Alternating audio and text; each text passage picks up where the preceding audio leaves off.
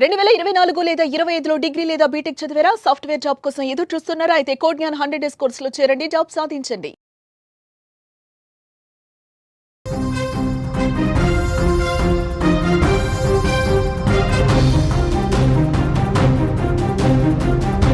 Big breaking news చూస్తున్నాం. గండికోట విద్యార్థిని మృతిపై ఇంకా మిస్టరీ వీడలేదు. విద్యార్థిని హత్యలో లోకేష్ పాత్ర లేదా? పరువు కోసం బంధువులే ప్రాణం తీశారా? లోకేష్తో గండికోటకు వెళుతున్న విషయాన్ని తెలుసుకున్న విద్యార్థిని బంధువులు అక్కడికి రావడంతోనే లోకేష్ వెళ్ళిపోయినట్టుగా సమాచారం ఉందా? వారి రాకను లోకేష్కు స్నేహితుడు చేరవేశాడా? భయంతో విద్యార్థినిని అక్కడే వదిలేసి లోకేష్ బయటకు వచ్చేశాడా? కోపంతో విద్యార్థినిని బంధువులేమైనా హత్య చేశారా? హత్య చేసి లోకేష్పై నెట్టివేసే ప్రయత్నం ఏమైనా చేశారా? పోలీసు శాఖ చేతిలో కీలక ఆధారాలు లభ్యమైనట్టుగా తెలుస్తోంది. విద్యార్థినిపై అఘాయిత్యం జరగలేదని ప్రాథమికంగా సమాచారం వస్తోంది. రోజుకు ఒక మలుపు తిరుగుతోంది ఈ గండికోట హత్యోదంతం. పరువు కోసం బంధువులే ప్రాణం తీశారా? ప్రస్తుతం ఈ కోణంలో దర్యాప్తు కొనసాగుతోంది. కడప జిల్లా గండికోటలో విద్యార్థిని హత్యోదంతం మరొక మలుపు తీసుకుంది. ఆమెను ఎవరు చంపారు అన్న మిస్టరీ మాత్రం ఇంకా విడలేదు. ప్రియుడితో గండికోటకు వెళ్ళటం, తర్వాత ప్రియుడే ఒక్కడే అక్కడి నుంచి బయటకు రావటం, ఇవన్నీ కూడా సీసీ రికార్డులో కనిపించాయి. ప్రియుడు లోకేషే అసలు నిందితుడని, ఆమె చంపేశాడని అంతా భావించారు. కానీ పోలీసు విచారణలో కీలక విషయాలు బయటపడుతున్నాయి. యువతది పరువు హత్య అనే అనుమానం ఇప్పుడు బలపడుతోంది. ఈ హత్యలో ప్రియుడు లోకేష్ పాత్ర లేదని, సొంత బంధువులే ఆమెను చంపేశారనే ప్రచారం జరుగుతోంది. గండికోటకు లోకేష్తో వైష్ణవి వెళ్ళిందన్న విషయాన్ని తెలుసుకున్న సొంత బంధువులు అక్కడికి వెళ్ళారు. అయితే అప్పటికే లోకేష్కు తన స్నేహితుడు ఫోన్ చేసి వాళ్ళు వస్తున్నారు అని చెప్పడంతో ప్రియురాల్ని అక్కడే వదిలేసి వచ్చేశాడనే అనుమానం కలుగుతోంది. ఆ దృశ్యాలే సీసీ కెమెరాలో రికార్డ్ అయ్యాయి. గండికోటకు వెళ్ళిన గంట తర్వాత అక్కడి నుంచి బయటకు రావడంతో ఆ దృశ్యాల్లో కనిపిస్తోంది. అయితే మధ్యాహ్నం 12 గంటల వరకు విద్యార్థిని అక్కడే బతికి ఉన్నట్టు పోలీసుల వద్ద కొన్ని ఆధారాలు ఉన్నాయి. ఆ తర్వాత బంధువులు వెళ్ళి ఆమెను అక్కడ చూసి ఆగ్రహంతో కొట్టి చంపేశారని స్థానికంగా ఒక చర్చ చాలా బలంగా జరుగుతోంది. ఆమెను చంపేసిన అనంతరం ఆ హత్యను లోకేష్పై నెట్టివేసే విధంగా ఒక కుట్రపూరితంగా చిత్రీకరించారనే మాటలు కూడా వినిపిస్తున్నాయి. దీంతో ఈ హత్యలో ప్రియుడి పాత్ర ఉందా లేదా? ఈ మిస్టరీ చాలా స్పష్టంగా కనిపిస్తోంది. దీన్ని ఛేదించే క్రమంలో ప్రస్తుతం పోలీసులు ఉన్నారు. ఆమె కుటుంబ సభ్యులు మాత్రం తమ కుమార్తెపై సామూహిక అత్యాచారం జరిగిందని తీవ్రంగా ఆరోపణలు చేస్తున్నారు. కానీ పోలీసులు మాత్రం ఆమెపై ఎటువంటి అఘాయిత్యం జరగలేదని ప్రాథమికంగా నిర్ధారిస్తున్నారు. దీంతో అసలు ఏం జరిగి ఉంటుంది అన్న ఉత్కంఠ కనిపిస్తోంది. పరువు కోసం సొంత బంధువులే చంపేశారా లేదా లోకేష్ పాత్ర ఉందా అనేది $1 మిలియన్ ప్రశ్నగా మారింది. ప్రస్తుతం ఈ కేసు చిక్కుముడిని పోలీసులు విప్పుతున్నారు. అన్ని ఆధారాలు ఒక్కొక్కటిగా సేకరిస్తున్నారు. మరి వారి విచారణలో ఏం తేలబోతుందనేది కూడా చూడాల్సిన అవసరం కనిపిస్తోంది. గండికోట విద్యార్థిని మృతికి సంబంధించి అనేక అనుమానాలు కనిపిస్తున్నాయి. నిన్న ఆ తండ్రి, వైష్ణవి తండ్రి చాలా స్పష్టంగా చెప్తా ఉన్నాడు, ఎన్కౌంటర్ చేసి పారేయాలి. తెలంగాణలో, హైదరాబాద్లో ఏ విధంగా అయితే ఇలాంటి సైకో విధుల్ని ఎన్కౌంటర్ చేశారో అదే విధంగా చేసి పారేయాలని చెప్పి చాలా ఆగ్రహంతో ఊగిపోయిన పరిస్థితి కనిపిస్తోంది. కానీ పోలీసులు ప్రాథమిక విచారణలో లోకేష్ పాత్ర లేదు అనేది కొంత స్పష్టంగా అర్థమవుతోంది. లోకేష్ పాత్ర ఇందులో ఉండకపోవచ్చు. మాకు తెలిసినటువంటి ప్రాథమికంగా లభించినటువంటి సమాచారం మేరకు లోకేష్తో వైష్ణవి వచ్చింది 10:30 ఆ సమయంలో వచ్చింది. సీసీటీవీలో చాలా స్పష్టంగా అర్థమైంది. కానీ ఒక గంట వ్యవధిలోనే అతను బయటకు వచ్చేసాడు. మరి అతను ఎందుకు బయటకు వచ్చేసాడు? ఇది ఒక బలమైనటువంటి అనుమానం కనిపిస్తోంది. అతను బయటకు వచ్చిన తర్వాత ఆమె గంట పాటు బతికే ఉంది. ఇది కూడా పోలీసులు చెప్తా ఉన్నారు. 12 గంటల నుంచి 4 గంటల మధ్య ఏదో జరిగింది. దాన్ని పూర్తిగా ఆ మిస్టరీని, ఆ గుట్టుని విప్పే పరిస్థితి ప్రస్తుతం మేము చూస్తూ ఉన్నాం. చాలా క్లియర్గా అన్ని ఆధారాలను తీసుకునే ప్రయత్నం చాలా సీరియస్గా కొనసాగుతుంది. లోకేష్ బయటకు వచ్చిన తర్వాత గంటసేపు లోపల ఉన్నాడు. ఆ తర్వాత బయటకు వచ్చేసాడు లోకేష్. బయటకు వచ్చిన తర్వాత కూడా చాలాసేపు గండికోట పర్యాటక ప్రాంతంలో ఆమె తిరుగుతూనే ఉంది, సజీవుగానే ఉంది. కానీ ఆ రంగనాయక టెంపుల్కి బ్యాక్ సైడ్ ఆమె ఎందుకు వచ్చింది? ఆ సమయంలో అక్కడ ఎవరున్నారు? ఎవరి కోసం అక్కడికి వచ్చింది? ఆ తర్వాత ఏం జరిగింది?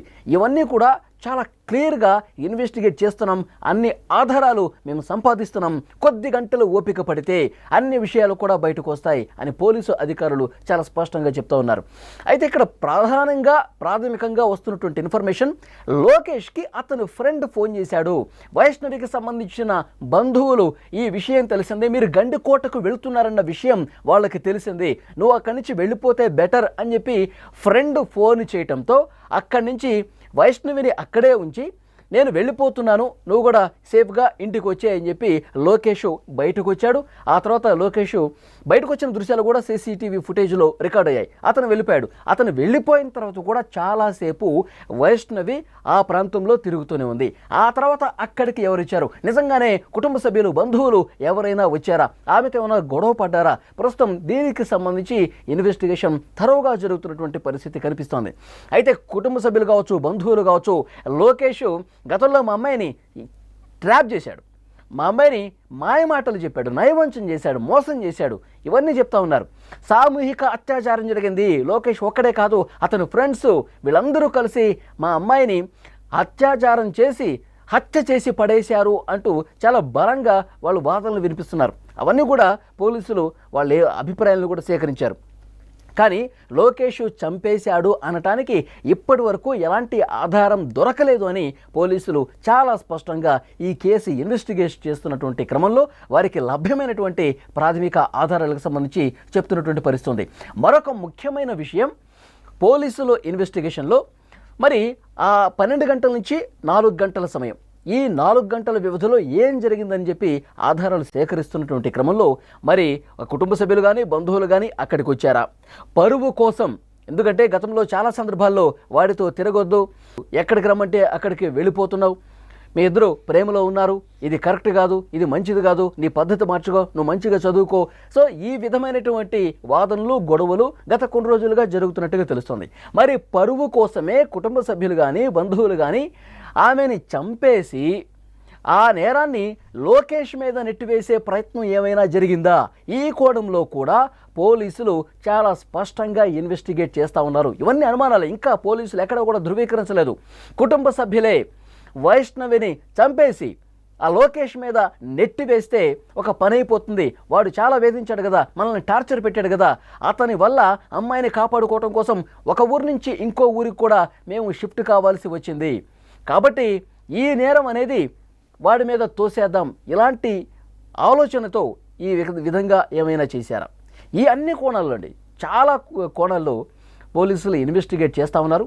మరొక ముఖ్యమైన విషయం ఏంటంటే, వైష్ణవి మీద అత్యాచారం జరగలేదు అనేది పోలీసుల ప్రాథమికంగా చెప్తున్నటువంటి సమాచారం. నిన్న పోలీసు అధికారులతో సుమన్ టీవీ నేరుగా మాట్లాడింది.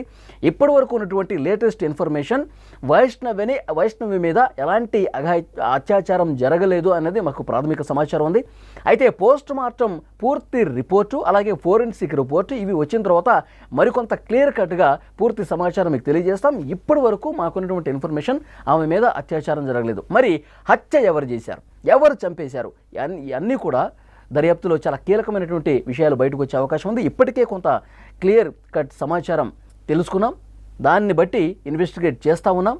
మరి కుటుంబ సభ్యుల పాత్ర ఉందా, బంధువుల పాత్ర ఉందా, లోకేష్ పాత్ర కూడా ఏమైనా ఉందా, ఆయన బయటకు వచ్చిన తర్వాత మళ్ళీ ఏదైనా ప్లాన్ చేసి ఈ విధంగా చేశాడా, అన్ని కోణాల్లో కూడా దర్యాప్తు చేస్తున్నాం. మధ్యాహ్నం 12 గంటల నుంచి లోకేష్ వెళ్ళిపోయిన తర్వాత కూడా ఆమె బతికే ఉంది.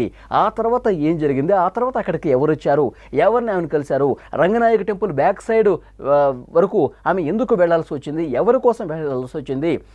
ఇక్కడ మరొక ముఖ్యమైన విషయం, ఆమె మృతదేహం దొరికిన సందర్భంలో ఒంటి మీద నూలు పోగు కూడా లేదు. పోలీసులు అసలు ఏం జరిగిందన్న విషయానికి సంబంధించి చాలా క్లియర్గా ఇన్ఫర్మేషన్ తీసుకుంటున్నారు. మరికొద్ది గంటల్లోనే అసలు వాస్తవాలు కూడా బయటకు వచ్చే అవకాశం కనిపిస్తోంది. సో పరువు కోసం కుటుంబ సభ్యులు కానీ బంధువులు కానీ ఈ విధంగా ఏమైనా చేశారా, లేదు అంటే కనుక లోకేష్ పాత్ర ఏమైనా ఉందా, అసలు వీళ్ళు ఇద్దరూ కాకుండా మూడో వ్యక్తి ప్రమేయం ఏమైనా ఉందా, ఉంటే ఆ మూడో వ్యక్తి ఎవరు. సో ఈ విధంగా అన్ని కోణాల్లో పోలీసులు చాలా స్పష్టంగా ఇన్వెస్టిగేట్ చేస్తూ ఉన్నారు. అన్ని అనుమానాలన్నింటినీ కూడా ముందు పెట్టుకొని ఆధారాలు సంపాదిస్తూ ఒక్కొక్కటి ఒకవైపు సీసీ ఫుటేజ్ కావచ్చు, తర్వాత ఆ మృతదేహానికి సంబంధించిన పోస్ట్ మార్టం కావచ్చు, ఫోరెన్సిక్ రిపోర్ట్ కావచ్చు, వాళ్ళ బంధువులు ఇస్తున్నటువంటి సమాచారం కావచ్చు, లోకేష్ ఫ్రెండ్స్ ఇస్తున్నటువంటి సమాచారం కావచ్చు, ఇట్లా అన్ని కోణాల్లో కూడా పోలీసులు చాలా సీరియస్గా ఇన్వెస్టిగేట్ చేస్తున్నారు.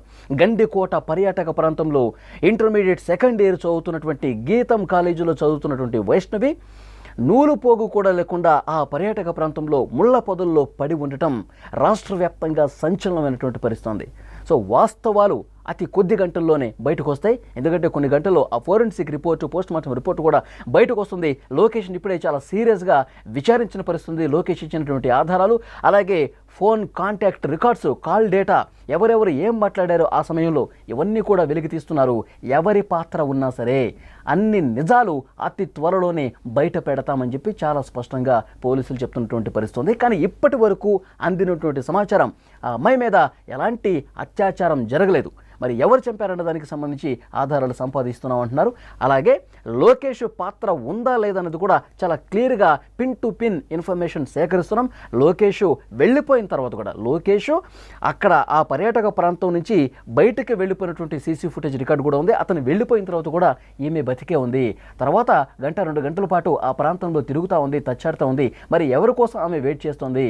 ఇవన్నీ విషయాలు కూడా చాలా క్లియర్గా ఆధారాలతో సహా పోలీసులు సంపాదించే ప్రక్రియ చాలా వేగంగా జరుగుతుంది.